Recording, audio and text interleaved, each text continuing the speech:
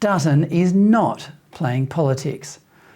Rather, he is the only one with a genuine concern for children like this one, living in the sort of conditions that would not be tolerated if the child was white.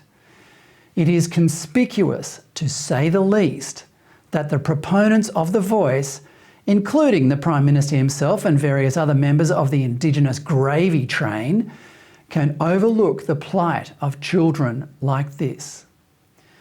The fact that entire state and federal government departments decline to remove children from conditions like these for fear of sparking an ideological backlash is the very definition of institutionalised racism. New Zealand is already down this road. John Story, a researcher for the Institute of Public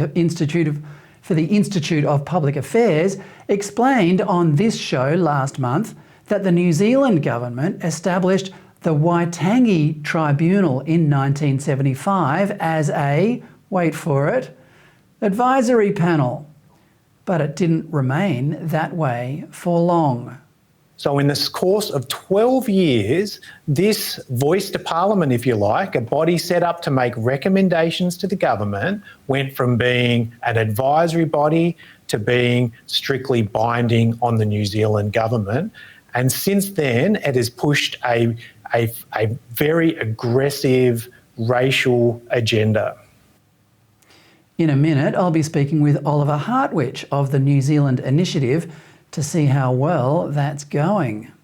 But let's first remember that the voice to Parliament is an admission by Anthony Albanese and his ilk that they cannot come up with a solution for Indigenous disadvantage by themselves. They need a voice to Parliament to tell them what should be obvious, that Indigenous kids, disadvantaged Indigenous kids, need to grow up in stable, loving homes, go to school and find meaningful work as adults.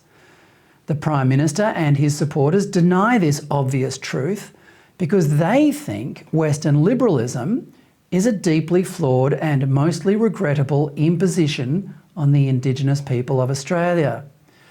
The folly of this way of thinking was very clearly explained by Oxford ethicist Professor Nigel Biggar on this show last week. Here's a sample.